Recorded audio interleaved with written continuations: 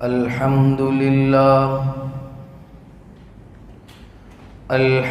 لله وكفى وسلام على عباده الذين اصطفى خصوصا على أفضلهم وخاتم النبيين محمد الأمين وعلى آله وصحبه أجمعين. أما بعد فأعوذ بالله من الشيطان الرجيم. بسم الله الرحمن الرحيم.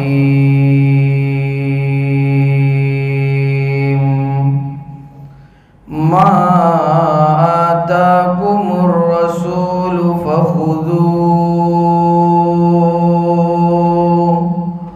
وما نهاكم عنه فانتهوا.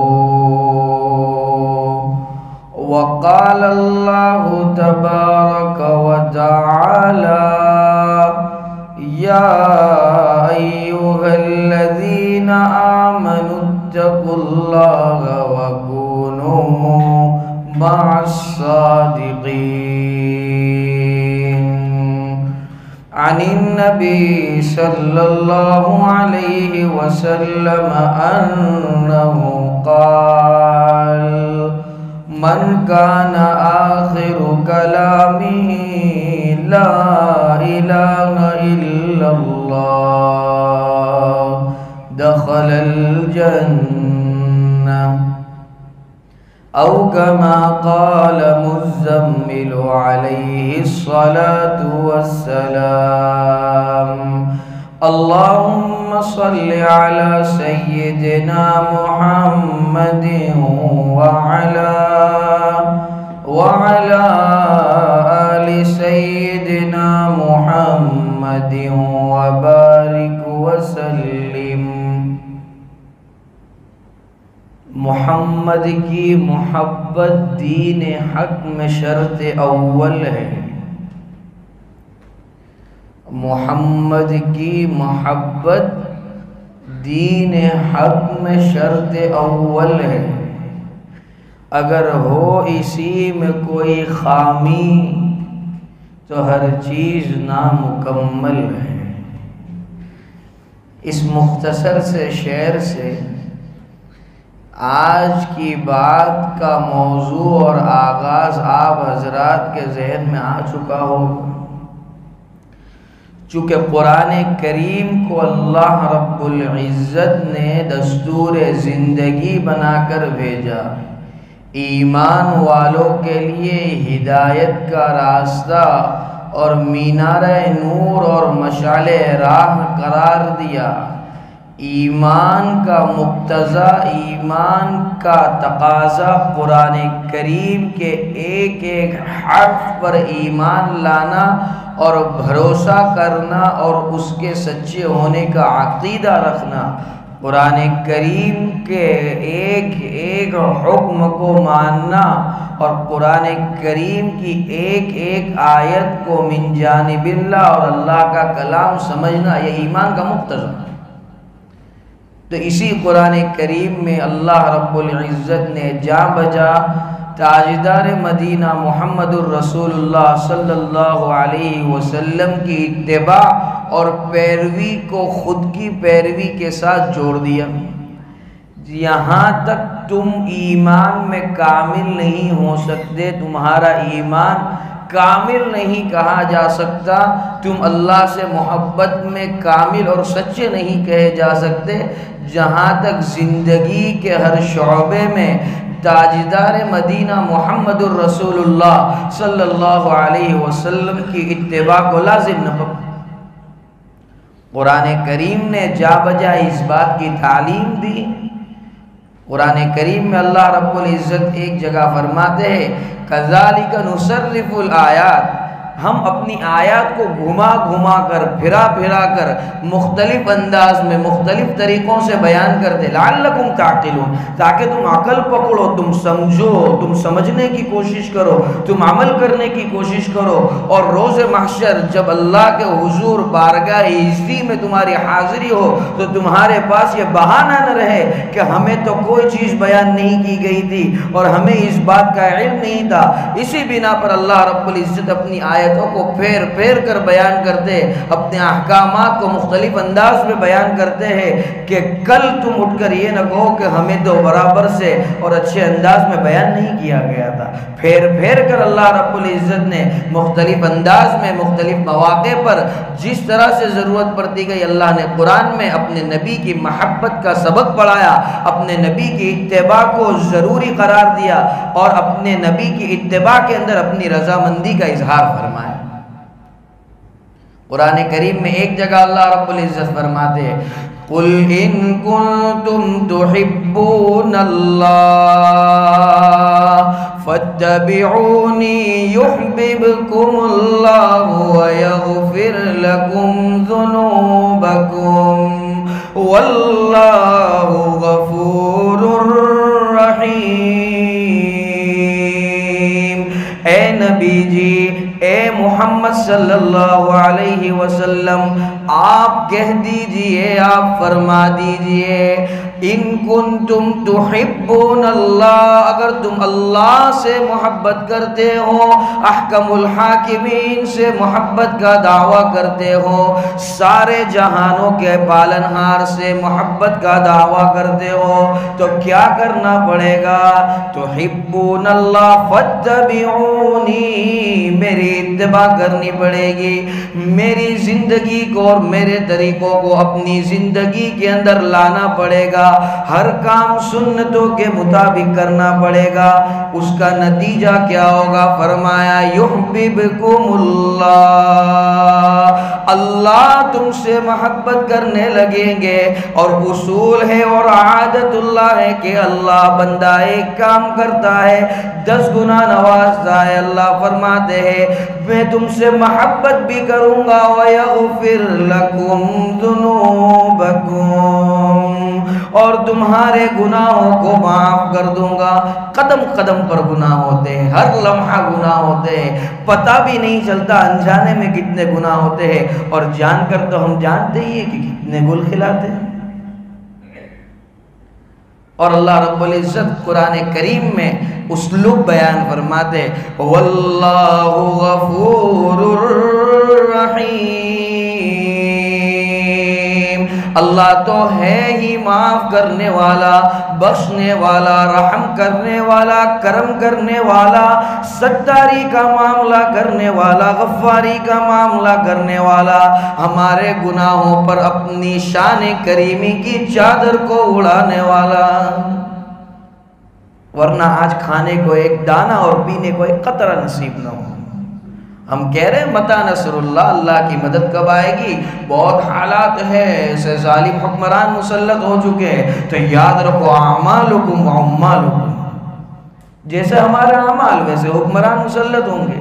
اس کے باوجود اللہ رب العزت کا کرم ہے اور اس کی شان کریمی ہے کہ ہم عافیت سے کھا رہے ہیں، پی رہے ہیں، اذانیں ہو رہی ہے، نمازیں ہو رہی ہے، عیدین کی نمازیں ہو رہی ہے، جمعہ منعقد ہو رہے ہیں، تقریریں منعقد ہو رہی ہے، ایک ایمان والا آسانی کے ساتھ بعافیت سارے ہندوستان کے اندر مٹر گشتی کر رہا ہے۔ یہ اللہ کا کرم نہیں تو کیا ہے؟ اللہ کی نصرت نہیں ہے تو کیا ہے؟ ابھی تو ذرا سی ڈور کھینچی ہے، ہم اوپر سے نیچے تک دل ملا گئے اور لرزا گئے اور تڑپ گئے کہ اللہ اب ہمیں معاف کر دے، تو کیوں ہم نے گناہ کرنے سے پہلے نہیں سوچا؟ اور ہماری معافی کی ویلیڈیٹی کتنی؟ جب تک آنسو بہا ہے، جب تک مساجد کے اندر اللہ کے سامنے گڑ گڑا ہے، تب تک باہر نکلتے ہی چالو، ہلو السلام علیکم، کہاں ہو؟ بس یہ رہا نکل گیا ہوں میں یہاں سے، آپ کے گھر کے 2 منٹ کی دوری کے راستے پہ ہوں، حالانکہ 15 منٹ کی دوری کے راستے پہ، ابھی آنسو بہا کر نکلا، باہر نکل کر جھوٹ۔ اور اس جھوٹ کو اور اس گناہ کو اور اس سنت کی خلاف ورزی کو ہم گناہ بھی نہیں سمجھتے، عادت پڑ چکی ہے۔ آ رہا ہوں 2 منٹ میں، بس آ گیا، معلوم ہے کہ 15-20 منٹ پہلے نہیں پہنچنے والا ہوں، بس یہ رہا 2 منٹ لگے گی. یہ ہم اس کو عادت بنا چکے ہیں، قدم قدم پر عادت پر اللہ کو ناراض کرنا، اس کے حبیب کو ناراض کرنا، اور اس کی نعمتیں کھا کھا کر کہنا کہ ہم بہت حالات میں. ذرہ برابر اس قسم کی بات کرنا درست نہیں. ہاں اللہ نبی کچھ دور کھینچی ہے، کچھ اللہ نے پکڑ کی ہے، لیکن اللہ نے پوری پکڑ نہیں کی ہے. اللہ اگر پکڑ کرنے پر آ جاوے تو کھانے کو ایک اناج کا دانہ اور پینے کو پانی کا سڑا ہوا قطرہ نصیب نہ ہو.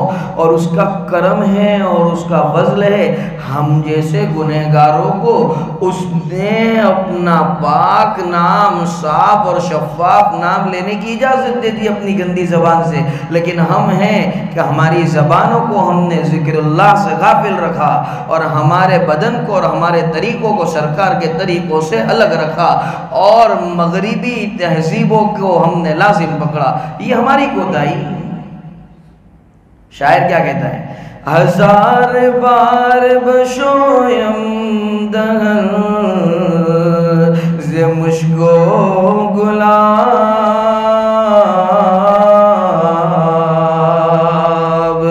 ہنوز نام تو گفتن کمال بے ادبیس. 1000 مرتبہ بھی ہم اپنے منہ کو خالص مشک و گلاب سے دھولے تب بھی یہ گندا اور جو ہے سڑا ہوا منہ اس قابل نہیں کہ اس میں ذات کے نام کا ورد کر سکے. باوجود ازاں کہ اللہ رب العزت نے اس گندی زبان سے، ناپاک زبان سے اپنا پاک نام لینے کی اجازت دی، اس کے باوجود ہم ذکر اللہ سے غافل ہوئے. ذکر اللہ یہ بھی سنت رسول اللہ ہے. ہر آن ہر پل اللہ کے نبی صلی اللہ علیہ وسلم ذکر اللہ میں مشغول رہتے تھے. ایک واقعہ یاد آیا، سن. بیت الخلاء سے جب اللہ کے رسول صلی اللہ علیہ وسلم قضاء حاجت سے فارغ ہو کر باہر تشریف لاتے تو کیا پڑھتے ہیں؟ غفرانک الحمدللہ الذی اذہب عنی العدا وعافانی. تو پوچھنے والوں نے پوچھا کہ آپ بیت الخلاء سے نکل کر اللہ سے معافی کیوں طلب فرماتے؟ اس میں معافی طلب کی ہے اللہ کے رسول نے. اللہ کے رسول صلی اللہ علیہ وسلم نے جواب دیے. اس میں ایک جواب یہ تھا کہ ہر پل ہر آن اللہ کے ذکر میں مشغول رہتے ہیں، لیکن اس وقت اللہ کا ذکر نہیں کر سکتے مجبوری کی وجہ سے. اس بات پر میں اللہ سے استغفار کرتا ہوں، اللہ سے معافی طلب کرتا ہوں. اور ہم تو ہر پل ہر آن اللہ کے ذکر سے غافل رہتے، باوجود یہ کہ ہم معافی مانگنے کے لیے اور اپنے گناہوں پر ملامت کے لیے اور رجوع اللہ کے لیے تیار نہیں. یہ فرق ہے نبی کی زندگی میں اور ہماری زندگی میں. اس کے باوجود اللہ کے کتنے احسانات ہیں. اے سی کے اندر سو رہے، پنکھے کے اندر بیٹھ رہے، گاڑیوں کے اندر گھوم رہے. گھوڑوں خچر اور گدھوں کا زمانہ آ جاوے تو ہماری کمریں جواب دے دیں. قدم قدم پر اللہ کی نصرت ہے، قدم قدم پر اللہ کی امداد ہے، لیکن سمجھے اس کے لیے. ایک اور واقعہ آیا ہے، رسول کی محبت اور نبی کی محبت کیسی ہونی چاہیے. ہم تو ذرا بات آتی ہے کہ سماج کیا کہے گا، ذرا بات آئی سنت پر عمل کرنے کی تو لوگ کیا کہیں گے. سارا جہاں ناراض ہو پرواہ نہ چاہیے، مد نظر تو مرضی جانان چاہیے. بس اس نظر سے دیکھ کے کر دوں یہ فیصلہ کہ کیا کیا تو کرنا چاہیے اور کیا نہ چاہیے. میت میں 40ویں کا کھانا تو کرنا ہی پڑے گا. شادی کے اندر 3 کھانے اور لڑکی کا باپ ہے تو فرنیچر تو چڑھانا ہی پڑے گا. نہیں تو لوگ کیا کہیں گے. ہر بات کا اینڈ ہے، لوگ کیا کہیں گے. ارے باولا یہ دیکھ نبی کیا کہے گا، اللہ رب العزت کیا کہیں گے. قرآن پر نظر ہوتی تو ایسی بات نہ کرتا. تعز من تشاء وتذل من تشاء. لوگ اگر عزت دینے پر آ جاوے اور اللہ عزت دینا نہ چاہتا ہو، ساری کائنات مل کر عزت نہیں دے سکتی، اور لوگ ذلیل کرنے پر آ جاوے اور اللہ تمہیں عزت دینے پر آ جاوے، ساری کائنات مل کر تمہیں ذلیل نہیں کر سکتی۔ عزت و ذلت کا مالک اللہ ہے۔ ہم قدم قدم پر سوچتے ہیں لوگ کیا کہیں گے، کوئی پارٹی کے اندر دعوت کے اندر جانا ہے، ٹکنوں سے اوپر ایجاد کیوں لا گیا ٹکنا نہیں اوپر ایجاد، تو لوگ کہے کہ گاؤں میں تھے آولے سے مول صاحب، نہیں، ٹکنوں کو اوپر ہی ایجاد رکھنا۔ اچھی ہوٹل میں کھانے چلے گئے، دا گرینڈ بھگوتی TGB، اور آج کل یہ گولڈن ڈریگن، تو وہاں جا کر تو کیا ہے، وہ نہیں آتا ہے کانٹے چمچ سے کھانا، اس کے باوجود کھاتے، کیوں؟ کوئی دیکھے گا تو کیسا لگے گا؟ بس لوگ کیا کہیں گے، ہر جگہ لوگ کیا کہیں گے۔ کبھی دل میں آیا میرا نبی کیا کہے گا، میرا رسول کیا کہے گا؟ اور اللہ والوں کا حال اس سے بالکل عریب اور الٹا ہوتا ہے، برعکس ہوتا ہے۔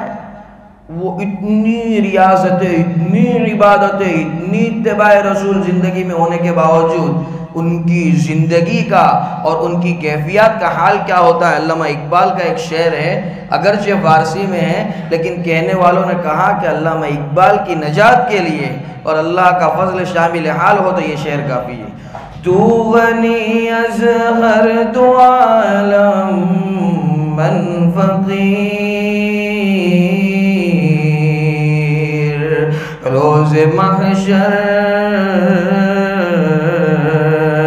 عذر ہائے من پذیر،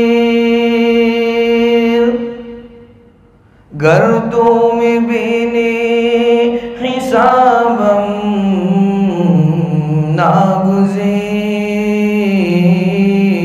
ناگزیر، از نگاہ مصطفیٰ بن غابگیر۔ یا اللہ تو بے نیاز ہے، تو غنی از ہر دو عالم، اور میں فقیر، میں گنہگار، تو سارے عالم سے بے نیاز ہے۔ تجھے کوئی ریاضتوں کی، کوئی سجدوں کی، کوئی نمازوں کی، کوئی روزوں کی، کوئی زکاتوں کی، کوئی قربانیوں کی، کوئی حج کی، کوئی صدقات کی، کوئی نوافل کی، کوئی تہجد کی ضرورت نہیں، لیکن اللہ میں فقیر ہوں۔ تو کیا کیجیے اللہ، روز محشر عذر آئے من پذیر، روز محشر اس گنہگار کے عذر کو قبول کر لیجیے، ستاری کا معاملہ فرمائیے، جیسے دنیا میں تو نے اللہ کرم کا معاملہ فرمایا۔ گر تو میں بینی حسابم ناگزیر، لیکن اگر تجھے کوئی روک تو نہیں سکتا، حساب لینا چاہتا ہو، لینا ہی ہو اگر حساب، تو تھوڑا سائیڈ میں بلا لیجیے، تھوڑا پرسنل میں لے لیجیے حساب۔ گر تو میں بینی حسابم ناگزیر، از نگاہ مصطفیٰ بن غابگیر، قدم قدم پر سنت رسول کو اپنی زندگی کے اندر لازم پکڑنے کے بعد کہتے ہیں روز محشر سرکار کی نگاہوں سے اس گناہگار کے حساب کو دور کر دیجیے۔ یہ ہے۔ اور ایک شاعر نے بڑی اچھی بات کہی، یہ اللہ والوں کی کیفیات ہیں، اپنی زندگی کو قرآن کے مطابق، سنتوں کے مطابق چلا رہے، اس کے باوجود کیا کہتے ہیں، کبھی قبلہ رخ جو کھڑا ہوا، کبھی قبلہ رخ جو کھڑا ہوا، تو حرم سے آنے لگی صدا، تیرا دل تو ہے صنم آشنا، تجھے کیا ملے گا نماز میں، کبھی قبلہ رخ جو کھڑا ہوا۔